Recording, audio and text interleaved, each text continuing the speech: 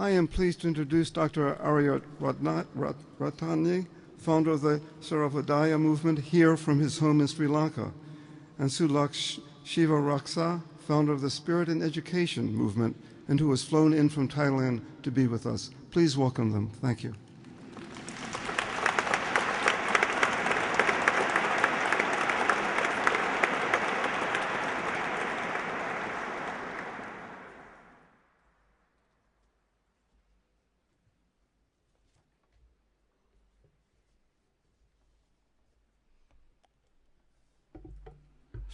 Satyagraha,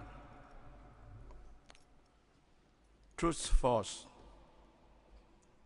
Gandhi was seeking for the truth since the beginning. He went to England to be educated, and he thought he would have found the truth. But he soon realized that he only found compartmental knowledge. Western knowledge for him is to make people arrogant, make people aggressive, make people domineering.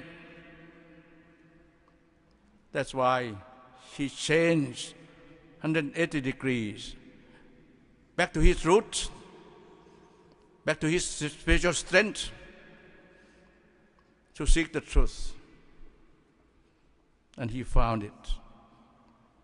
And I think if we follow him, we can certainly apply it for the age of climate change. As I understand it, Western knowledge started from the so-called modern philosophy of René Descartes, who said, "Cogito ergo sum." I think, therefore I am. And the West have been thinking too much. And the I think, therefore I am, the word I becomes so important. The ego becomes so important. Individualism becomes so important. And cogito means to overcome others. So you create dualism. Other here, not only other human being, not only other gender, not only other nation, not only other classes. Other here means the whole of nature. We must overcome nature. That's how technology was developed, to overcome nature. That's why the difficulty we have now with climate change.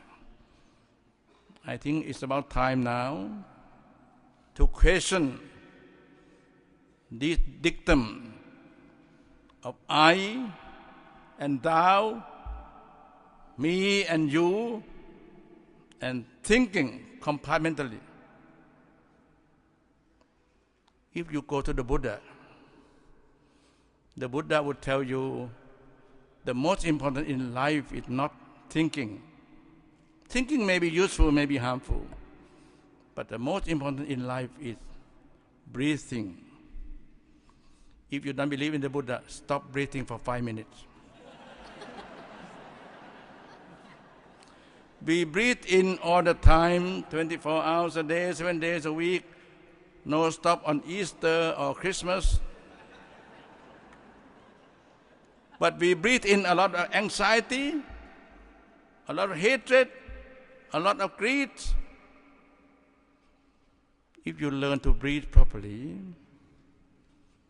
you breathe in loving kindness, you breathe in peace, you restructure your consciousness. Once you restructure your consciousness, we can change ourselves. We can change greed in ourselves to be generosity. We can change hatred in ourselves to be loving kindness. We can change delusion, egoism, into interconnectedness, understanding wisdom. The enemy is not outside. The enemy is inside. Once we change the enemy inside, we can be caring for all sentient beings. His Holiness the Dalai Lama is our example. He followed Gandhi in the modern world.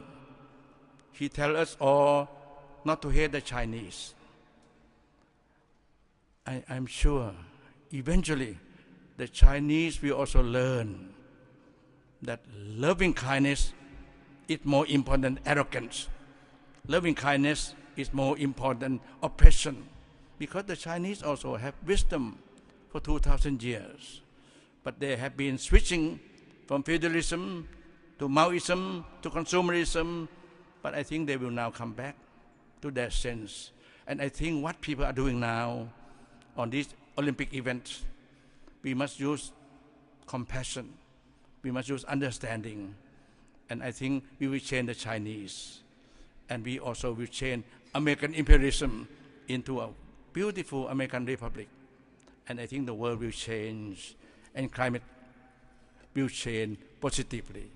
Thank you.